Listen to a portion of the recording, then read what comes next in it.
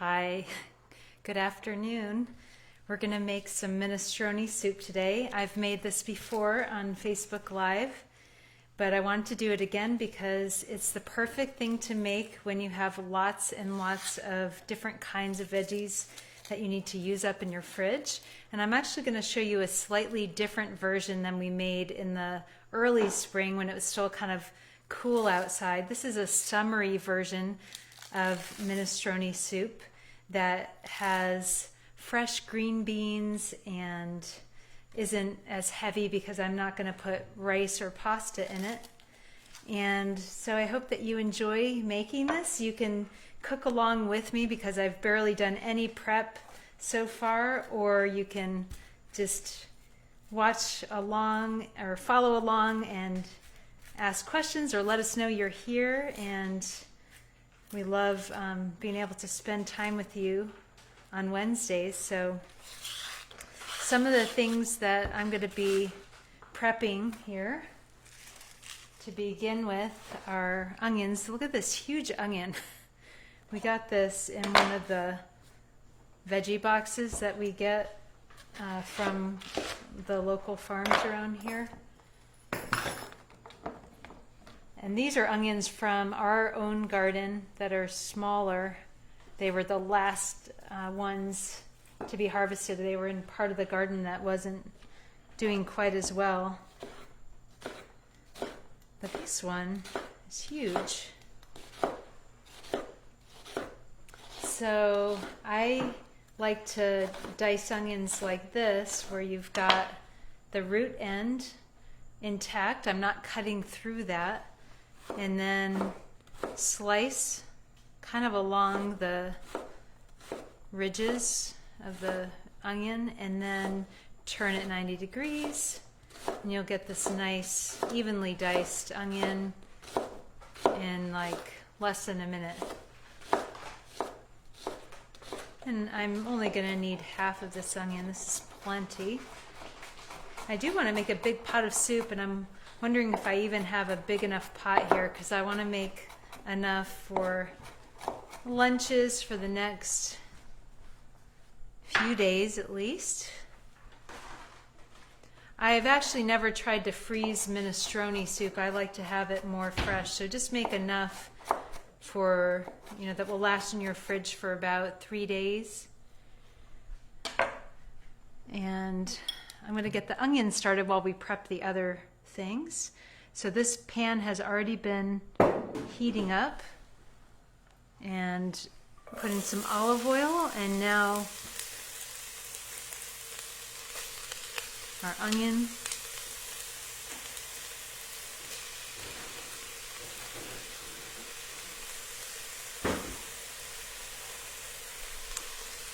And if you don't like onion for some reason, you don't want to put it in, just start with the next vegetable. You could use carrot or celery next. I mainly like to put in onion at the beginning so that it will get sweeter and start to lose some of that pungency that it has when it's raw. And it does take a little bit longer to cook than other vegetables, so I like to put it in first so it won't get, so that it will evenly cook. If I put a lot of other vegetables in, then some of it might stay to the top and not get fully cooked. Looking for my salt. I think I'm going to have to go get my big salt canister, but for now I'll use the salt grinder.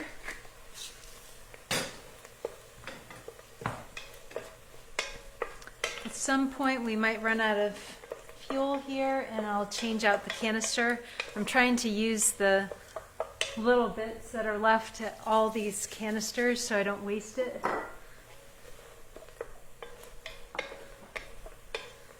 So let us know if you're here. Nelson is manning the comments and looking to see if you have any questions or just want to say hi. I'd love to hear from you. We just started having some hot weather here in Austin, and although I probably make more soup in the wintertime. I make it year round because it is hydrating. So in the summertime when you're going outside and you're sweating a lot and you are needing extra minerals, it's good to have soup for that, even in the summertime. And you can eat the soup at kind of heat it up and then let it cool down before you eat it. Don't eat it piping hot because you'll probably find that it makes you too warm. You could also make a chilled soup, but I find that chilled soups can kind of be hard to digest, at least for me. So I prefer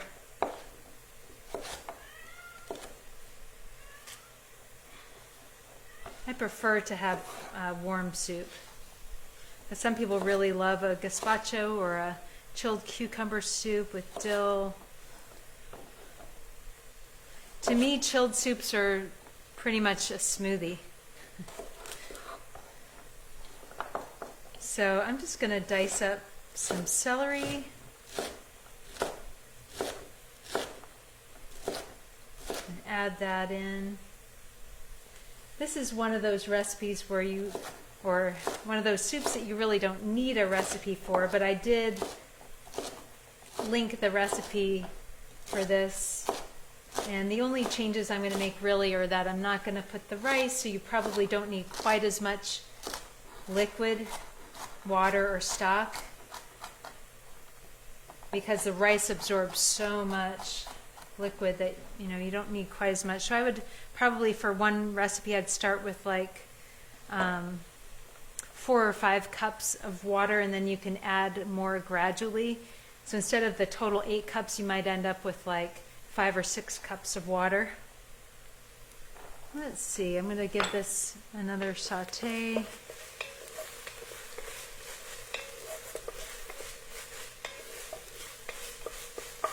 And if you don't have all of the veggies that I'm using that are in this recipe, you can still make this.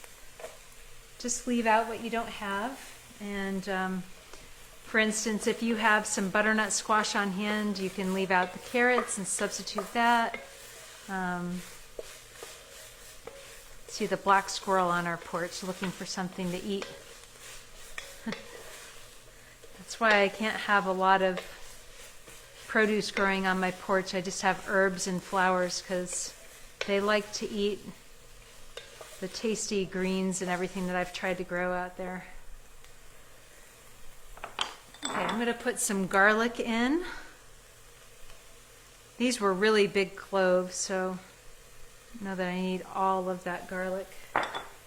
So I've got onion, celery, garlic, and now I think I'm going to chop up some carrots. I think to make this soup, when 2 different scenarios come up for me. One is that I have too much produce in the fridge and I need to make a big pot of something to make a dent in it. And the other scenario that comes up is that I don't have enough produce in the fridge to make a big batch of something, like a big sheet pan of roasted carrots. I don't have enough for that, but I have enough of each thing, maybe 1 carrot, 1 stalk of celery, a half of an onion. That makes the base of a really great soup. So today I have the opposite situation where I pretty much have too much produce in my fridge to handle.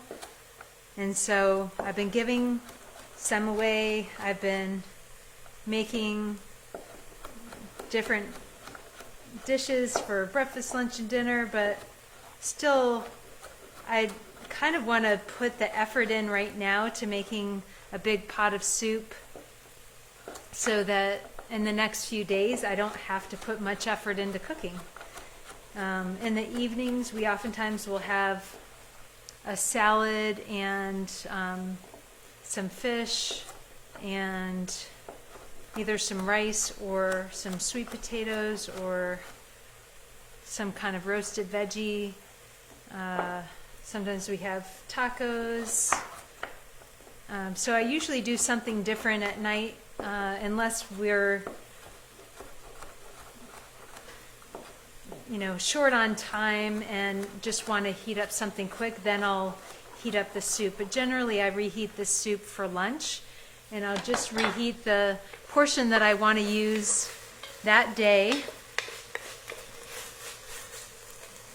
so that I'm not reheating soup over and over and over. So just reheat the amount that you're going to use that day. And then I usually add something fresh to it. So either I add something like kale or spinach, some fresh leaves that are chopped, or when I'm done reheating the soup, I might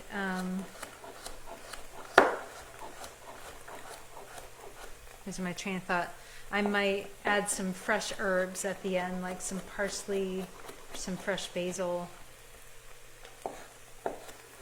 This is looking like a lot of carrots, isn't it? That might be all I need right there.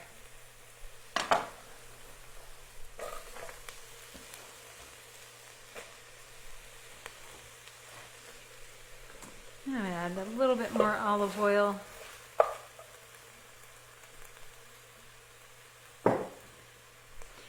You could start this soup with sauteing up some pancetta or bacon. That's a very traditional Italian way of making this soup, and it does add an amazing amount of flavor to the soup.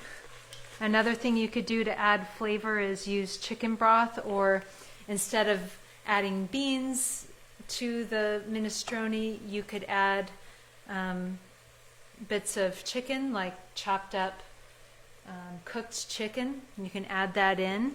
Even if it's leftover vegetable minestrone, you can add some chopped up chicken to it, or some kind of beans. And the gas just went out. Let's switch to this one.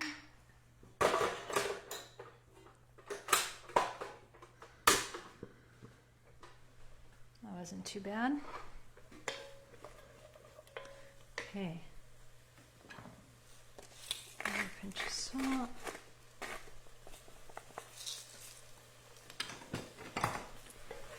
So I'd be curious, if you're watching live, or even if you're watching this later, what you've been making lately at home, or if you've been getting takeout from someplace. Gives me ideas. It's really helpful to get some fresh ideas, and that's pretty much the reason why I wanted to start doing. Just realized I've got some bay leaves. I think I'm going to stick those in for flavor. That's Julie's there, and so is Susie. Oh, hi Susie, and hi Julie. Thanks for watching. The reason why I came up with the subscription course that I'm doing, which is called Cooking Together, I send out an email once a week with a video and a recipe of the week, and an additional tip, which is either a snack or a dessert, or a like a health tip. So one time I did an exercise routine that I like to do regularly called Do-In. It's a self-shiatsu. One time I did how to make a mineral salt bath. So anyway, I am incorporating natural, healthy lifestyle tips in the subscription, but the main emphasis is on the recipe of the week, which you can learn how to make, and then hopefully after making it once or twice, you can just make it without a recipe because you've learned the technique of making it. Maybe you want to try some substitutions with what is available in your area right now. And the idea is that over a month's time, you'll learn 4 main dishes, or dinner type entrees that you can add to your repertoire. And, after 2 months, you have 8. After 3 months, you have 12. And pretty soon, you've learned a whole bunch of new recipes. Even if they're things you've made before, they might be just a little bit different, made in a little bit different way. And I'm taking suggestions from people in the subscription course to make certain things that they're wanting to know about. And so it's really a community effort, collaborative Patrice. effort. Oh, hi, Patrice. Just talking about the Cooking Together subscription that I've been really enjoying doing that with everybody that's signed up so far, and taking requests for things that they want to learn about. So this month's theme for the Cooking Together is Latin American cuisine. So we've got 2 more Sundays. Sunday is when I send out the recipe. And now I'm slicing up some zucchini. This was a pretty big zucchini, so I'm cutting it into 3 lengths here before I slice it.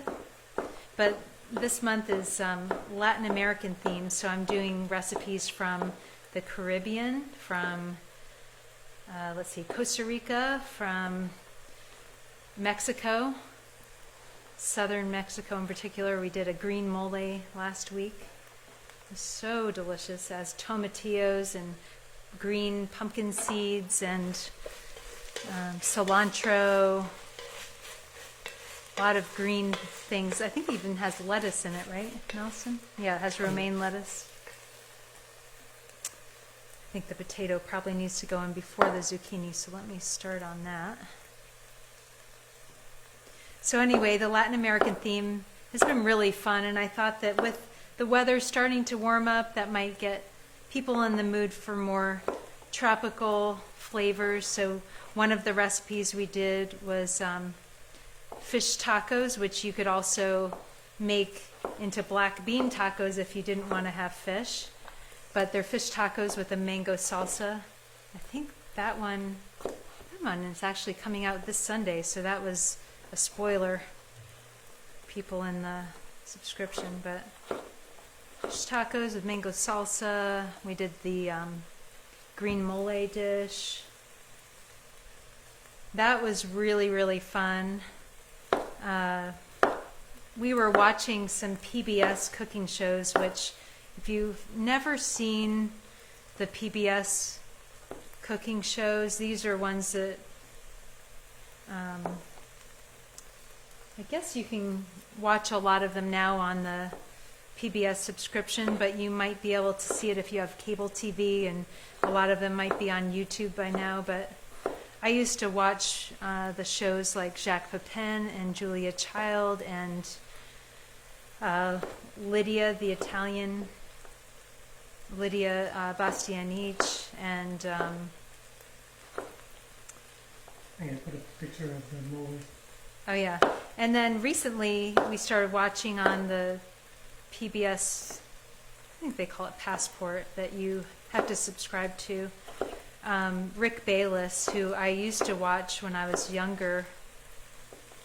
He's just amazing. I put up an article about him recently. He lives in Chicago and Mexico City and has restaurants, at least in Chicago. I don't know if he has any in Mexico, but he has a show called Mexico One Plate at a Time.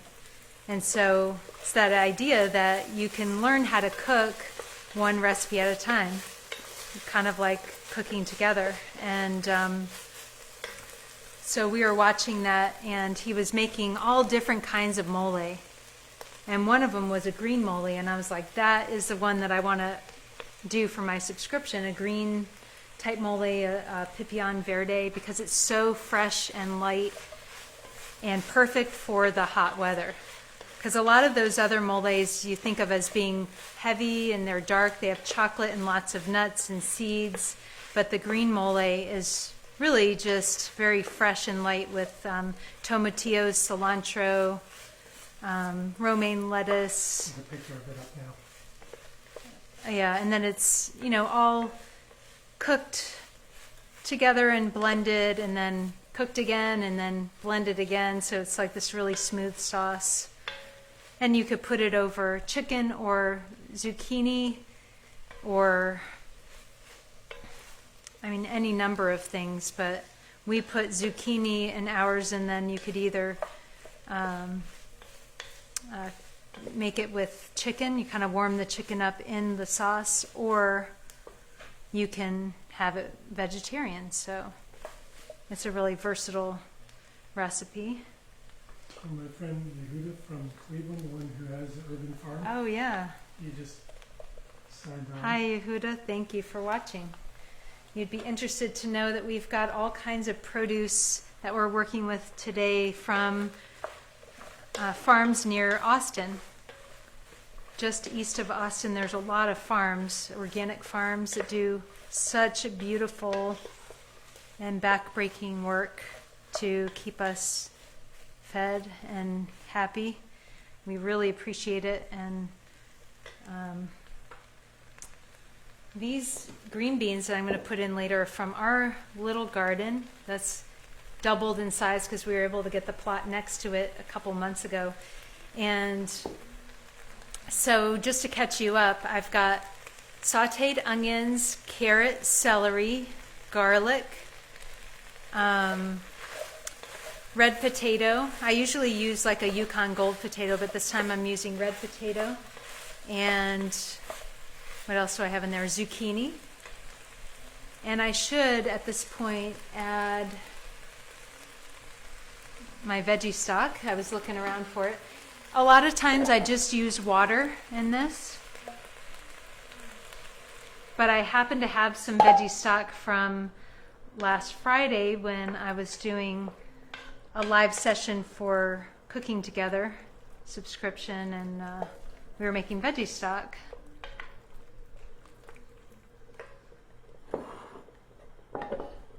So I'll tell you the green bean story in just a second. I usually put fresh tomato in here, but this morning Nelson made a homemade salsa and used up all the tomatoes, which is why he bought them, so it was okay. But we had a little bit of tomato paste in the fridge, and I probably didn't even need that much. Probably a tablespoon or two would have been plenty. Sometimes I make this without any tomato at all, and it's still really delicious because we're going to put things like fresh basil and fresh sage in here. So the tomato does give it a little bit of a tangy flavor, and it changes the color. But if you don't have tomato, you don't have to put it in. So I'm going to add a little tomato now. See if that's enough. So I'll add it all. And I am going to need some more filtered water eventually for the soup, because I want there to be much more water. I want this to be a brothier soup because it's warm weather now, and so having a really thick, chunky soup that's really hearty is not what I'm going for today. Sometimes in this summery version of minestrone, I don't put any cooked beans, but I just made these beans and they were so delicious that I thought they'd add really good flavor to the soup. These are, I think they're called yellow Indian beans, or do you remember what these are called? Something like that. Indian woman yellow beans, or something like that. And I guess maybe they're yellow when they're harvested, because they're not yellow now. They're smaller than pinto beans. Can you see them? And they just have the most amazing flavor. I cooked them with garlic, onion, and then put some cilantro. I put cilantro and red onion in after they were cooked and then simmered it down.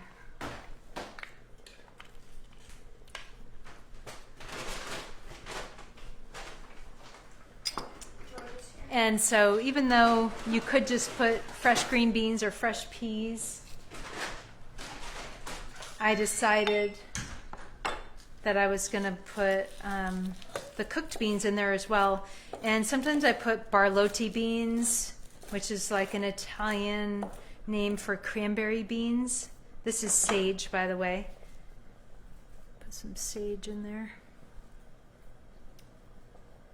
Sage and parsley. I'm going to save some of the parsley for garnishing later, but I like to cook some of it in as well.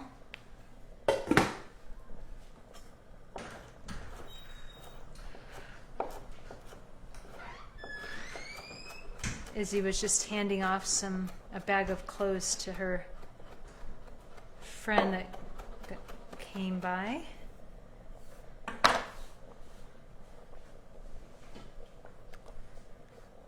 Okay, so the story about these green beans, oh boy, and it looks like I need to put another zucchini in here too. At least half.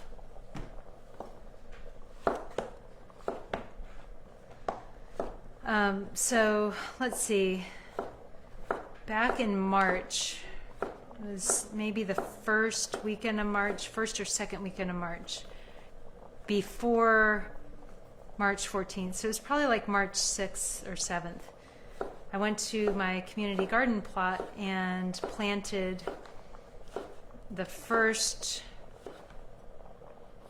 row of beans. I think that's the story. And then the next week I planted 4 more rows, I think, in the side that we acquired like that week and had to clear it of all the weeds and put compost in it and all that. So then I planted, the next 4 rows, and then about 2 or 3 weeks later, I planted another couple of rows of beans. So I think I have, I don't know, like well over 30 plant bushes of beans. And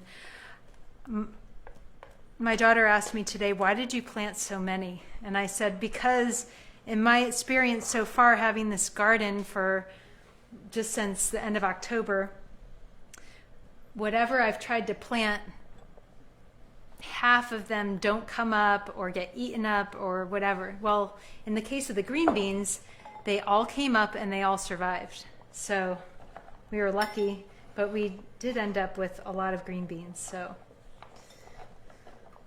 amazing. And I do feel like it's kind of like you witness the miracle of life every single time you go to the garden, because you see things sprouting and you think, I wonder how big this is going to get. You come back a couple days later, it's grown maybe this much, and then you start seeing the flowers and you see the bees on there, and then you see the fruit or the vegetable growing on there. And I am just amazed every single time I go, and I appreciate, the abundance of it. So even if, for many, many years, all that I've had was herbs growing in pots on the porch like I have still, but I didn't have my own garden plot because we live in a condo, and we were trying to get a garden plot for 3 years until our number came up and they said we could have a plot. And so we finally have a garden plot, and it's been really fun and humbling too, because there are some things that seem to grow really easily and you can get a big yield and you have lots of food that you can put on the table. And then other things seem to take a lot of effort without much reward and get eaten by bugs really easily. So we're kind of learning what things grow more easily here and what things take a little bit too much effort to bother with, and let the professionals do those. This is something I harvested today. Something was chewing on it, and I didn't want to leave it out there unattended and let it get munched even more. This was a a squash that I had a little tiny start, like a little sprout from Johnson's Backyard Garden. They have a transplant sale in the spring. And so I got one of those. I put it in the corner of the garden because I thought it was, where there's a trellis, I thought it was a cucumber. And it turns out it was a squash, butternut squash, but it's not yellow or brown like regular butternut squashes, so it must be some kind of hybrid. And I was going to open it up and see what it looks like inside. I don't know if it was ripe. I don't know if it needed to grow bigger. But interestingly, the other butternut squashes that I'm growing in my garden are from this really beautiful butternut squash that I had at home that was from, I don't know if it's probably from the store, and it was organic.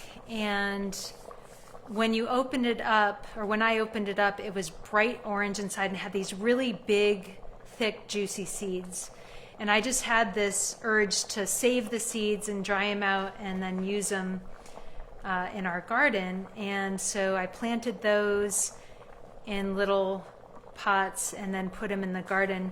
And those have striped leaves, and these have regular green leaves. So I'm thinking maybe the other one's going to be a more traditional butternut squash.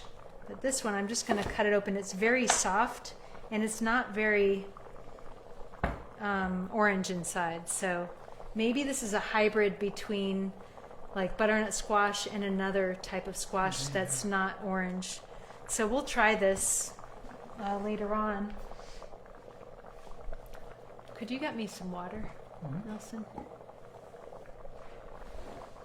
Looks like our soup is doing great. I think I'm going to add my green beans because these do take up to 5 minutes to cook.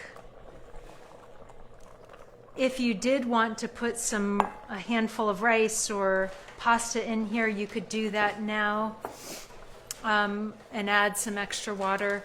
Or what we're going to do is we cooked some rice separately on the stove, and every time we serve the soup, we're just going to put a little rice in the bowl and then pour the soup over it. That way the rice won't expand so much in the soup. And then if we don't want to have rice one time, we can just leave it out. Thank you.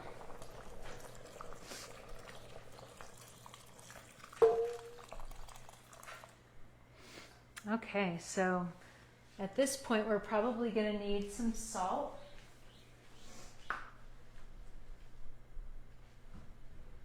Oh boy. Something was getting me. Soup always needs more salt than you think because there's so much water.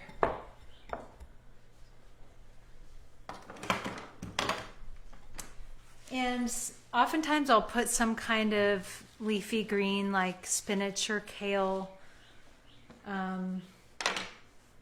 I think what I'm going to do though is leave it out for the moment, and then when I'm reheating the soup, I'm going to add it at that point, like I was telling you. That way we'll have something fresh and green in our reheated soup.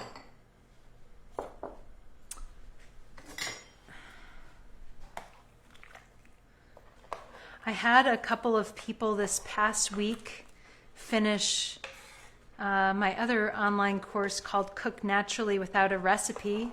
That was really exciting. That is different from the subscription course that I'm offering because you go through the process of learning how to set up your kitchen, gives you equipment lists that you can either ignore because you have plenty of stuff, or you might want to get a couple things to make your life easier in the kitchen. It goes through how to take care of your knife and how to select a chef knife if you need one. And then there's an entire module on knife skills. And so you learn how to slice and dice and chop all the common vegetables. So not just how to dice an onion, but how to do half moons and how to do many different cuts for each vegetable. So I'm trying to think of another example. Like carrots, you learn how to do rounds, half moons, quarter moons, and diced. So for example, that way when you're making different recipes and it says diced or sliced or half moon or crescent or fajita cut, you know what that means, and you can either go back to the video or maybe you've already, kind of learned how to do it through the course. I'm just going to test this for salt to see how we're doing. That is pretty good. It might need a little bit more by the time we're done because I'm going to add more water. This is looking really good. I might have made this a little more tomatoey than I usually do, but it does look good. And then second to last module, the third module in the course is about cooking techniques. And losing track of what I'm doing here. I was going to chop some basil. That's what I was going to do for garnishing or putting in towards the end here. So the cooking techniques that you learn are like how to make beans from scratch, how to make baked or roasted veggies, how to I'm forgetting all the different things, how to make sauces. So like roasting, steaming, sauteing. We have a sauteed vegetable recipe in there, how to bake fish.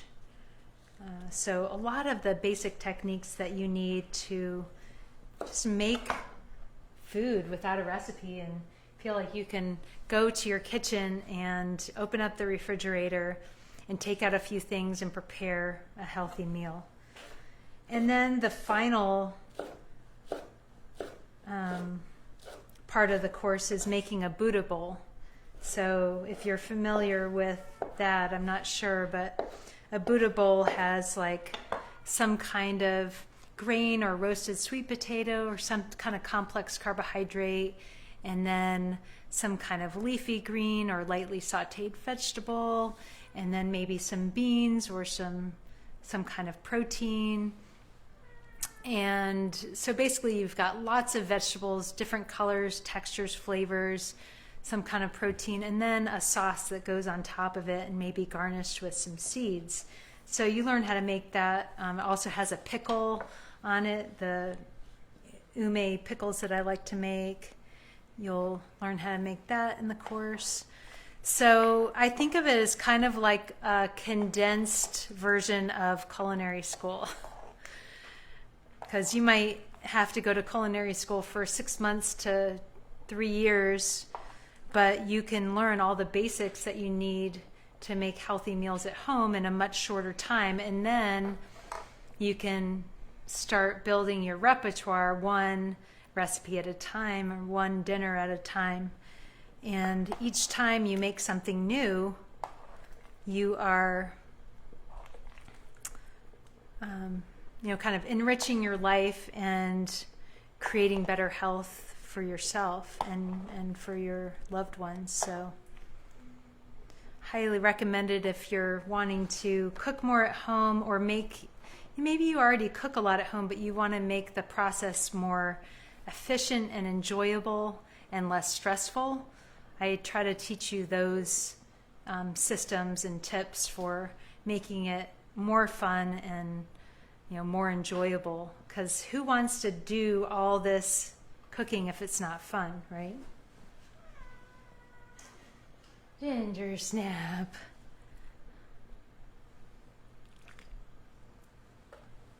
So I'm gonna check to see if these green beans are done. They're actually not done yet. So got a little bit longer. I could put the lid on If I knew where it was, I could put the lid on. I'll finish up anyway. So what I'm looking for here is that all of